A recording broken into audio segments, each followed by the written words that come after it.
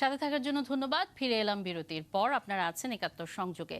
আজকে আমরা কথা বলছি একাত্তর সংযোগে বর্তমান রাজনৈতিক পরিস্থিতি, বিভিন্ন রাজনীতিক যারা আছেন তাদের নানান রকম বক্তব্য এসব নিয়েই। এবং আমরা দেখলাম সাম্প্রতিক সময় রাজনীতিতে আবারও আলোচনায় এসেছে জামায়াত। বিএনপি মহাসচিব তিনি বলেছেন যে জামায়াতে ইসলামের রাজনীতি তিনি সমর্থন করেন না, কিন্তু জামায়াতের রাজনীতির কৌশল অত্যন্ত বিজ্ঞানসম্মত, ঠিক কমিউনিস্ট পার্টির মতো। অন্যদিকে এক বিবৃতিতে আওয়ামী লীগ সাধারণ সম্পাদক তিনি বলেছেন জামায়াত নিয়ে মির্জা ফখরুল ইসলাম আলমগীরের সুস্পষ্টভাবে অবৈজ্ঞানিক ও অযৌক্তিক বক্তব্য দিয়েছেন। সাম্প্রদায়িক অপশক্তির সঙ্গে বিএনপির গভীর বন্ধন রয়েছে বলে তিনি বলেছেন। এই দফায় আমাদের সাথে যুক্ত হয়ে গেছেন আমিনুল ইসলাম, ত্রাণ ও সমাজ কল্যাণ বিষয়ক সম্পাদক বাংলাদেশ আওয়ামী লীগের, এবং যুক্ত আছেন আমাদের সঙ্গে গণতন্ত্র মঞ্চের কেন্দ্রীয় নেতা এবং গণসংহতি আন্দোলনের প্রধান সমন্বয়ক জোনায়েদ সাকি।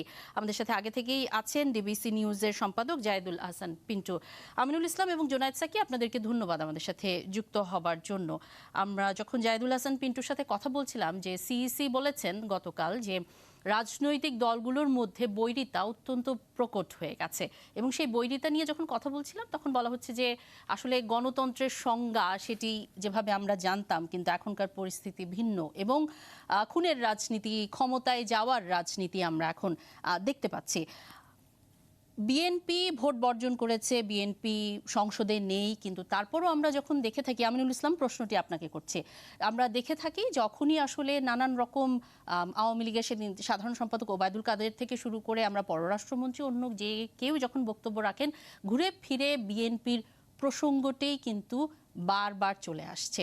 তাহলে আমাদের এই যে এখন যে পরিস্থিতি, তাতে বলা হচ্ছে যে প্রধান যে দুই দল আছে তাদের মধ্যে যদি ওয়ার্কিং রিলেশনশিপ না থাকে তাহলে কি গণতন্ত্র ফাংশনাল করা সম্ভব?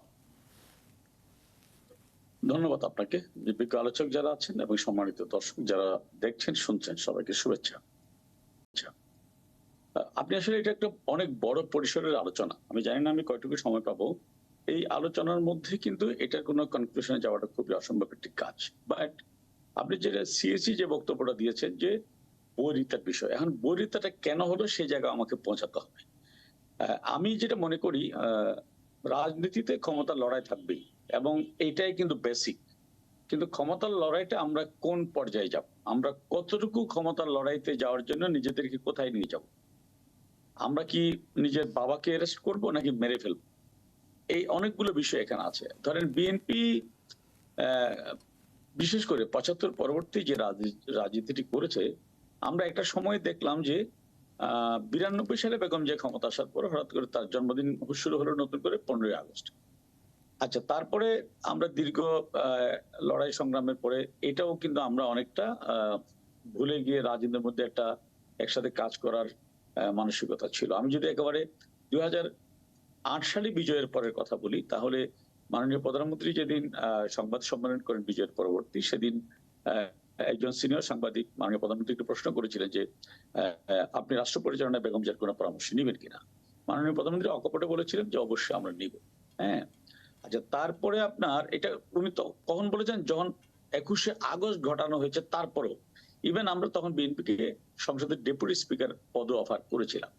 কিন্তু পরবর্তীতে আমরা দেখলাম যখন আওয়ামী লীগ তাদের নির্বাচনী ইশতেহার অনুযায়ী আমরা যুদ্ধাপরাধীদের বিচারের কার্যক্রম শুরু করলাম, তখনই বাংলাদেশে জামাতকে নিয়ে বিএনপি সারা দেশে একটা ভয়ঙ্কর অরাজকতা, রাজনীতি নামে ধ্বংসযজ্ঞ, হত্যা, খুন, অগ্নুৎসব শুরু করলো। তো এই জায়গায় বিএনপির অ্যাক্টিভিটিস গুলো দেখলে মনে হবে তারা আওয়ামী লীগকে তাদের প্রতিদ্বন্দ্বী মনে করে না, তারা আওয়ামী লীগকে তাদের শত্রু মনে করে তাদেরকে একেবারে সশরীরে নির্বংশ করতে চায়, যেটি রাজনীতির ক্ষেত্রে অনেক বড় বাধা। তো এই জায়গাটায় যদি তাদের মধ্যে আত্ম উপলব্ধি না আসে এবং তারা যদি এই জন্য জাতির কাছে ক্ষমা না চায়, আমার মনে হয় এই ক্ষতটা সারানো অনেক কঠিন একটা কাজ। এবং বরঞ্চ আপনি যদি বিএনপির পলাতক চেয়ারম্যানের বক্তব্যগুলো শুনেন, সে জাতির পিতাকে নিয়ে যে কথাগুলো বলেন, এই কথাগুলো শোনার পরে কিন্তু মুক্তিযুদ্ধের চেতনা যার মধ্যে ন্যূনতম বেঁচে আছে তার পক্ষে কিন্তু এই কথাগুলো নেওয়া সম্ভব না। এখন এটা তো রাজনীতি হতে পারে না, কিন্তু আমরা সেই জায়গায় আছি। আচ্ছা, বিএনপি একদিক দিয়ে ধরেন বলছেন যে দেশে কোনো যুদ্ধ অপরাধী নেই, এই কথা বলে মুক্তিযোদ্ধাদের যুদ্ধ অপরাধীদের বিচার বানচাল করার জন্য যা যা করা সবই করলো। আবার এখন মির্জা ফখরুল সাহেব বলছেন যে জামাতের রাজনীতি আমি সমর্থন করি না। কিন্তু বাইরে আপনি হয়তো সমর্থন করেন না। আপনার যে নেতা তারেক জিয়া, তিনি তো একেবারে সদর্পে বলেছিলেন ছাত্রদল এবং ছাত্র শিবির একই মায়ের পেটে দুটি সন্তান। আচ্ছা, এখন সেটা মুখে বলার মধ্যে সীমাবদ্ধ রাখিনি। তারা ২০০১ সালে ক্ষমতায় এসে তাদেরকে মন্ত্রিত্ব দিয়েছিল। তো সুতরাং এই রাজনীতিটাকে আপনি কোনভাবে বিশ্লেষণ করবেন? এটা এজন্য বলছিলাম যে এটি একেবারে এত সংক্ষেপ একটা একেবারেই আলোচনা তাই। হয় কিন্তু এখানে। প্রথম পর্বেও জায়েদুল আহসান পিন্টু এই প্রসঙ্গগুলোই তুলেছেন এবং সে সময় কথা হচ্ছিল যে ৭৫ পরবর্তী সময় এবং ২১শে আগস্টের গ্রেনেড হামলার পরে যে আসলে অবিশ্বাসের জায়গাটি তৈরি হয়েছে সেটি তো চাইলেই আসলে মিটিয়ে ফেলা সম্ভব নয়। কিন্তু আমরা যেটি আমি আপনাকে বলছিলাম যে আমরা দেখে থাকি যখনই আওয়ামী লীগের কোনো নেতা কথা বলছেন তারা কিন্তু বিএনপিকে নিয়েই, অর্থাৎ রাজনীতিতে প্রতিপক্ষ হিসেবে বিএনপি তো রয়েছেই।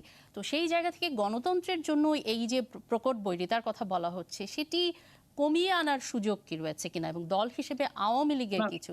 না, আমরা তো আমি যেটা মনে করি আমি একদম নির্মোহ জায়গা থেকে বলি যতটুকু সম্ভব। আপনি দেখুন তাদেরকে নিয়ে একটি নির্বাচন করার জন্য ২০১৪ সালে মাননীয় প্রধানমন্ত্রী বেগম জিয়াকে কিভাবে উপরোধ করেছিলেন যে আপনি আসেন, আপনার সাথে আমরা সমস্ত বিষয় নিয়ে আলোচনা করব। তারা কিন্তু সেটা মোটেও গুরুত্ব দেয়নি। এখন তারা যদি ইভেন এই প্রথম বাংলাদেশের স্বাধীনতার পরে ৫২ বছরে প্রথম একটি আইনের মাধ্যমে নির্বাচন কমিশন গঠিত হলো। সে নির্বাচন কমিশনও কিন্তু তাদেরকে বারবার রাজনৈতিক সংকটগুলো সমাধানের জন্য তাদের পরামর্শ চাইলো। তারা প্রত্যাখ্যান করার পরে আবার বলল যে বিএনপি যখনই আসতে চায় আমরা তাদের সাথে আলোচনায় যাব। আচ্ছা, এখন এর পরও সরকারি দল বা আওয়ামী লীগ কি করতে পারে? আমরা কিন্তু একবারও বলিনি যে আমরা তাদের সাথে আলোচনা করব না বা কোনো কথা বলবো না। এখন আমার কথা হচ্ছে কি, এটা তো এককভাবে আওয়ামী লীগ চাইলে হবে না। তারা এতগুলো আমি অপরাধী বলবো।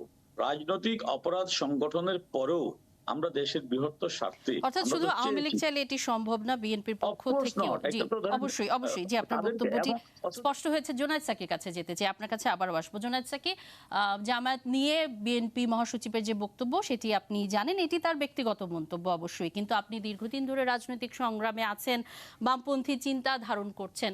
জামাতের সাথে আপনি বামপন্থী সংগঠনগুলোর কি মিল দেখেন নাকি পার্থক্য দেখেন? ধন্যবাদ আপনাকে। আমি সহ-আলোচক যারা আছেন সবাইকে সালাম এবং শুভেচ্ছা জানাচ্ছি। দর্শকদেরও সালাম এবং শুভেচ্ছা জানাচ্ছি। দেখুন, আপনি আমাকে যে প্রশ্ন করেছেন, বিএনপি মহাসচিব মির্জা ফখরুল ইসলাম আলমগীর সাহেব কিছুদিন আগে একটা মন্তব্য করেছেন। আমি শুনেছি এবং সংবাদ মাধ্যমে একটা হেডলাইন দেখেছি। তো এটা তো ওনার নিজস্ব বক্তব্য। এই বিষয়ে আসলে ব্যাখ্যা উনি নিজেই দিতে পারবেন কেন উনি এই এই ধরনের একটা তুলনামূলক আলোচনা করেছেন। কমিউনিস্ট পার্টির সাথে জামাত ইসলামের মানে কার্যক্রমের মিল অমিল ইত্যাদি বিষয়ে, এ বিষয়ে কমিউনিস্ট পার্টির কোন প্রতিনিধি থাকলে হয়তো তারা ব্যাখ্যা করতে না, পারবেন। সেটি তো তার আমি সেই বক্তব্য। জি। আলোচনায় আসলে আমার কোনো মানে বক্তব্য নেই। জামাত ইসলামী সম্পর্কে আমাদের দলের যে পজিশন সেটা আমরা বহুদিন ধরে বহু সময় ব্যাখ্যা করেছি। এখন প্রসঙ্গ সেটা নয়। প্রসঙ্গ আসলে বাংলাদেশে যে আলোচনাটা এখানে উঠেছে সেটা হচ্ছে যে রাজনীতির সাথে ক্ষমতার কি সম্পর্ক। রাজনীতির সাথে ক্ষমতার সম্পর্ক একেবারে বলতে পারেন ওতপ্রোত। মানে ক্ষমতার সাথে রাজনীতির সম্পর্ক আসলে আলাদা করা খুব কঠিন। কিন্তু কোন ক্ষমতা আসলে রাজনীতির মানে প্রসঙ্গ হয়ে উঠবে, যে ক্ষমতার জবাবদিহিতা আছে সেইটা তখন একটা ক্ষমতার চরিত্র রূপ নিবে। সেখানে আমরা তাকে গণতান্ত্রিক ক্ষমতা বলতে পারবো। ক্ষমতা একচেটিয়া রূপ নিতে পারে, স্বৈরাচারী রূপ নিতে পারে, ক্ষমতা খুবই অ্যাবসলিউট হয়ে ভীষণ মানে করাপ্টেড ক্ষমতা হয়ে উঠতে পারে। তো সেই ক্ষমতাকে আমরা আসলে মনে করব যে এইটা জনগণের বিরুদ্ধে যাচ্ছে। যে ক্ষমতার জবাবদিহিতা আছে সেই ক্ষমতাকে আমরা গণতান্ত্রিক বলবো এবং সেই ক্ষমতাই যখন আমরা কাঙ্ক্ষিত রাজনীতির, কেননা ক্ষমতাটা দিয়েই তো সে রাষ্ট্রটা পরিচালনা করবে, সেখানে কিভাবে এই জবাবদিহিতাটা নিশ্চিত করা যায়। নির্বাচন তার খুব গুরুত্বপূর্ণ একটা ভিত্তি। গণতান্ত্রিক একটা রাজনৈতিক ব্যবস্থায় কিংবা যেখানে গণতান্ত্রিক ক্ষমতার ব্যবস্থা, সেখানে নির্বাচন একেবারে প্রাথমিক একটা ভিত্তি। নির্বাচনই সব নয় আবার, কেননা একটা সুষ্ঠু গ্রহণযোগ্য মানে যতগুলো পক্ষ আছে তাদের মধ্যে একটা গ্রহণযোগ্য নির্বাচনের জন্য মানে এই ক্ষমতার আবার জবাবদিহিতা লাগে। ক্ষমতা যদি কেউ একচেটিয়া করে ফেলতে পারে তাহলে ওই নির্বাচনটা আর সম্ভব থাকে না। ফলে একটা সুষ্ঠু গ্রহণযোগ্য নির্বাচন করতে গেলে ক্ষমতার আবার একটা জবাবদিহির ব্যবস্থা থাকতে হয়। অবশ্যই এই যতদিন ক্ষমতা তার প্রসঙ্গে আপনার অঙ্গপ্রত্যঙ্গ কাছে আসব। আমি বলেইছিলাম মির্জা ফখরুলের বক্তব্যটি একান্তই তার ব্যক্তিগত, কিন্তু যেহেতু আপনি অনেকদিন ধরে রাজনীতির সাথে আছেন, বামপন্থী চিন্তা ধারণ করছেন, সেহেতু জামায়াতের সাথে বামপন্থী সংগঠনগুলোর কোনো পার্থক্য বা মিল কি আপনি দেখেন কিনা, একান্তই আপনার পর্যবেক্ষণ জানতে চেয়েছি। বিষয় না। আওয়ামী লীগের সাথে, বিএনপির সাথে, জামাত ইসলামীর সাথে আমাদের দলের পার্থক্য আছে। আমার ধারণা কমিউনিস্ট পার্টিরও পার্থক্য আছে, এবং পার্থক্য আছে বলেই আলাদা আলাদা আমরা দল করছি, এবং প্রত্যেকটা দলের সুনির্দিষ্ট লক্ষ্য উদ্দেশ্য আছে। আমরা যেমন আমাদের দলের কথা বলতে পারি, আমরা বাংলাদেশে ৭১ সালে মুক্তি সংগ্রামের মধ্যে দিয়ে যে রাষ্ট্রটার লক্ষ্য মানে ঘোষিত হয়েছিল, যে এই দেশের নাগরিকদের জন্য এই রাষ্ট্রটা সাম্য, মানবিক মর্যাদা, সামাজিক ন্যায় বিচার প্রতিষ্ঠা করবে, সেইটার উপযোগী রাষ্ট্র কাঠামো তৈরি করবে। আমরা সেই যে আকাঙ্ক্ষা, মানুষের মধ্যে সমতা ভিত্তিক সমাজ নির্মাণের যে আকাঙ্ক্ষা, তার জন্য একটা গণতান্ত্রিক ব্যবস্থা চাই, যেখানে ক্ষমতার জবাবদিহিতা আছে, যেখানে নাগরিকের মর্যাদা প্রতিষ্ঠা আছে এবং নাগরিকদের জন্য ন্যায় বিচারের নিশ্চয়তা আছে। সেইখানে এটা যদি তৈরি হয়, তখন অর্থনৈতিক দিক থেকেও যে সমতার প্রশ্নটা খুব জরুরি ভাবে সামনে আসে, সম্পদের বন্টনের প্রশ্নটি সামনে আসে, সেটা নিয়ে এগিয়ে যাওয়া যাবে। সেখানে ধর্ম, বর্ণ, জাতি নির্বিশেষে প্রত্যেক নাগরিক হিসেবে রাষ্ট্রের কাছে বিবেচিত হবেন। সেই উপযোগী রাষ্ট্র ব্যবস্থাটা আমরা তৈরি করতে, এটাই মুক্তিযুদ্ধের মধ্য দিয়ে বাংলাদেশের একটা ফয়সালা হয়েছিল। সেই ফয়সালাটা এই দেশের প্রধান যে রাজনৈতিক দলগুলো, তারা সেখান থেকে সরে গিয়েছে। সরে গিয়েই বাংলাদেশকে আজকে এমন একটা বিপজ্জনক জায়গায় নিয়ে এসছে, যেখানে একটা দল ক্ষমতায় থাকতে গিয়ে পুরো রাষ্ট্র ব্যবস্থাগুলোকে এমন বিপজ্জনক জায়গায় দলীয়করণ করেছে, তাদেরকে এমন ভাবে যাচ্ছে তাই লাইসেন্স দিয়েছে নানাভাবে অন্যায়, লুটতরাজ এবং যা ইচ্ছা তাই করার। তার ফলাফল হিসেবে আমরা দেখছি জেনারেল আজিজ তৈরি হচ্ছেন, সাবেক আইজিপি বেনজির আহমেদ তৈরি হচ্ছেন, কিংবা আমাদের এখানে সংসদে মানে মর্মান্তিক মৃত্যুর শিকার হচ্ছেন আনোয়ারুল আজিম, একটা আন্তর্জাতিক চোরাকারবারি নেটওয়ার্কের দ্বন্দ্বের পরিপ্রেক্ষিতে। কিংবা একেবারেই তাই, কিন্তু এটি কি আমরা আসলে যে দলই ক্ষমতায় যাচ্ছে, জনাব সাকি, যে দলই ক্ষমতায় যাচ্ছে সেই সময় কি আমরা এই ধরনের একটি পাওয়ার গ্রুপ দেখতে পাচ্ছি না, যে তারা আসলে দলটিকে ব্যবহার করে এই পাওয়ার গ্রুপগুলো একই ধরনের কর্মকাণ্ড, কার্যক্রম তারা আসলে ঘটিয়ে আসছে? এবং ভোটের যে আপনি সুষ্ঠু নির্বাচনী ব্যবস্থার কথা বলছেন, আসলে ভোট বর্জনের মাধ্যমে কার্যত আসলে গণতন্ত্র বা ভোটের গণতন্ত্র সেটি কি আসলে ধ্বংস করে দেওয়া হচ্ছে কিনা? আমরা অন্যান্য দেশে তো দেখছি যে অনেক অভিযোগ আছে বিরোধী দলের, কিন্তু তারপরও তো তারা নির্বাচনে যাচ্ছেন।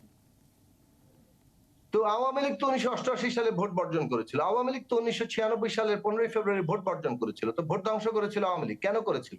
কারণ যখন মানুষ ভোটাধিকার আর পায় না, কোন একটা শক্তি ক্ষমতায় থেকে ভোটাধিকার কেড়ে নেয়, তখন সেটা অন্যায়, এবং সেই অন্যায়টা প্রতিরোধ করে তখন গণতন্ত্রের জন্য লড়াই। এবং সেটা আওয়ামী লীগ সঠিকভাবে সেই লড়াইটা তখন করেছিল ৮৮ সালে এবং ৯৬ সালের ১৫ই ফেব্রুয়ারিতে। আজকে আওয়ামী লীগ ওই একই পথ অনুসরণ করছে। জেনারেল এরশাদ ৮৮ সালে যা করেছিলেন, বিএনপি ১৫ই ফেব্রুয়ারিতে যা করেছিল, সেই একই পথ অনুসরণ করে তারা আরো ৩টি লজ্জাজনক ভয়ঙ্কর নির্বাচন আমাদের সামনে হাজির করে এখন বলছে ইহাই গণতন্ত্র। এইটা নিজেরা করলে ভালো, অন্যরা করলে খারাপ, এরকম দ্বিমুখী নীতি তো মানে এটা তো খুব স্পষ্ট আজকে। ফলে বাংলাদেশে আজকে যারাই গণতন্ত্র ধ্বংস করে ক্ষমতা কক্ষিগত রাখতে চায়, সেটা বাংলাদেশের জনগণের আকাঙ্ক্ষা, মুক্তিযুদ্ধের আকাঙ্ক্ষার বিরুদ্ধে দাঁড়ায়। আসলে জনগণের আকাঙ্ক্ষা রাজনৈতিক দলগুলোর কর্মকাণ্ডে, কর্মসূচিতে কতখানি আসছে, নাকি শুধুই ক্ষমতায় যাওয়ার দ্বন্দ্বটি এখানে প্রধান হয়ে উঠছে কিনা, সেটি কিন্তু একটি অন্যতম বিষয়। জাহিদুল হাসান পিন্টু, আপনি নিশ্চয়ই এখানটায় মন্তব্য করবেন। এবং যেটি আমি বলছিলাম যে একটা পাওয়ার গ্রুপ, আমরা এটি কি হচ্ছে কিনা যে বিভিন্ন যখন যে দল ক্ষমতায় যাচ্ছে, আমরা বিএনপির সময়ও দুর্নীতি দেখেছি এবং আওয়ামী লীগের সময় এখন আমাদের সামনে যে দুর্নীতির ঘটনাগুলো সামনে আসছে, এই পাওয়ার গ্রুপগুলো কি আসলে একই থাকছে কিনা এবং দলকে ব্যবহার করে এই দুর্নীতি, অনিয়ম এগুলো চলছে কিনা? আমাকে বলছেন? জি। আচ্ছা, দেখেন, পাওয়ার গ্রুপগুলো সবসময় একই থাকে, সেখানে কোনো সমস্যা হয় না। আপনার রাজনৈতিক দলগুলোর আমাদের বা তাদের যারা পাওয়ার পলিটিক্স করছে, যারা ক্ষমতায় যাচ্ছে বা যেতে তো অনেকেই চায়, যাওয়ার সক্ষমতা যাদের তৈরি হয়েছে, তাদের মধ্যে খুব বড় মাপের যে আপনার পার্থক্য তা কিন্তু না। কিছু কিছু পার্থক্য অবশ্যই আছে, যে কারণে আলাদা রাজনৈতিক দল। কিন্তু দেখেন, ক্ষমতায় যাওয়ার পর আপনার কিছু দুর্নীতির কথা যদি বলেন, দু দলের সময় একই রকম, কম বেশি হয়। এখন কে কম কে বেশি সেই নীতি দিয়ে যদি মাপতে চান, সেইটা আমি মাপতে রাজি না। আমার কথা, ১ টাকা দুর্নীতি করলেও দুর্নীতি, ১০ টাকা দুর্নীতি করলেও দুর্নীতি। এখন সেটা প্রশ্রয় পায় কিনা, তারপরে আপনার জনগণের যে অধিকারগুলো সেটা আপনি অ্যাড্রেস করেন কিনা, আবার ধরেন যে মানুষের যে মৌলিক অধিকারগুলো সেগুলো বাস্তবায়নে আপনি কতটা আন্তরিক, এইসব হিসাব নিকাশ করে যদি দেখেন সেটা থেকে খুব বেশি এদিক সেদিক হয় না বলেই জুনায়েদ সাকি যেটা বলছেন যে আওয়ামী লীগ 88-এ বর্জন করেছিল, 96-এ বর্জন করেছিল। আওয়ামী লীগ 88-এ বর্জন করে 96-এ বর্জন করে জয়ী হয়েছিল। তারা আবার সরকারকে পদত্যাগে বাধ্য করেছিল। বাধ্য করার পর তারা হয় ক্ষমতায় এসেছে বা ওই স্বৈরাচার সরকারের পতন ঘটেছে, যেইভাবেই দেখেন। এখন এই 15 বছর ধরে যে আন্দোলন চলছে, একই দাবিতে তার আন্দোলন চলছে। আমি এই যুক্তি মেনে নিলাম, আওয়ামী লীগও নির্বাচন ব্যবস্থা ধ্বংস করেছে, কিন্তু আপনি কাউন্টার করে যেটা 96-এর পর আওয়ামী লীগ জয়ী হয়েছিল, এখন তারা সেই জয়টা পাচ্ছে না। কেন পাচ্ছে না এই উপলব্ধিটা তাদের করা উচিত। কেন আমি মনে করি যে ভোট দিতে না পারার অশান্তি, মনের দুঃখ আপনার যেমন আছে আমারও তো আছে, কিন্তু আমার ভোট দেওয়ার ব্যবস্থা করার জন্য সরকারকে আমি চাপ দিয়ে সেটা আমি আদায় করে নিতে যখন পারছি না, আমি যখন দেখছি না যে আপনি ভবিষ্যতেও পারবেন, আমি তখন হতাশ হয়ে পড়ি। তো যে কারণে আমার আর এই অনাগ্রহটা তৈরি হয় মানে রাজনীতির প্রতি। আমি সেই কারণেই বলছি যে বিরোধী দলের দায়ও এখানে এড়িয়ে যাওয়ার মতো না। সরকার জোর করে সব করছে, আর আমরা পারছি না বলে বসে থাকলাম, সরকার জেলে পুরে দিচ্ছে, নির্যাতন চালাচ্ছে, একেবারেই মামলা তাই নয়, দিচ্ছে। বিরোধী দল এইসব কোনোভাবেই কারণে আসলে আমি মনে করি আমি একটু শেষ করি, জি জি রাজনৈতিক দলগুলোর এই জায়গাটায় উপলব্ধি করে যে কেন পারছি না, পারতে হলে কি করতে হবে, সেই জায়গাটা অ্যাড্রেস করে মানুষের আস্থাটাও তার উপরে নিতে হবে। আমি তো মনে করি সরকারি দলের উপর যদি আপনার আস্থা কম থাকে, বিরোধী দলের উপরও মানুষের আস্থা কম, যে কারণে আপনি আন্দোলন জমাতেও পারছেন না। আর এইসব কারণে আপনার এই তৃতীয় শক্তি না, এটা আমি যেটা বলতে চাচ্ছি এখানে হলো অন্যান্য শক্তিগুলি শক্তিধর হয়ে ওঠে, দুর্নীতিবাজরা সুযোগটা নেয় এবং বা এই তারা নানানভাবে নির্বাচনের জন্য সুযোগ যারা শক্তি- নিচ্ছে। অনেক ধন্যবাদ। আমরা আবারও আসবো, একটা বিরতির সময় হয়ে গেছে, সবশেষ বিরতির পর ফিরবো। দর্শক, ফিরছি বিরতির পর, আপনারা নিশ্চয়ই আমাদের সঙ্গেই থাকবেন।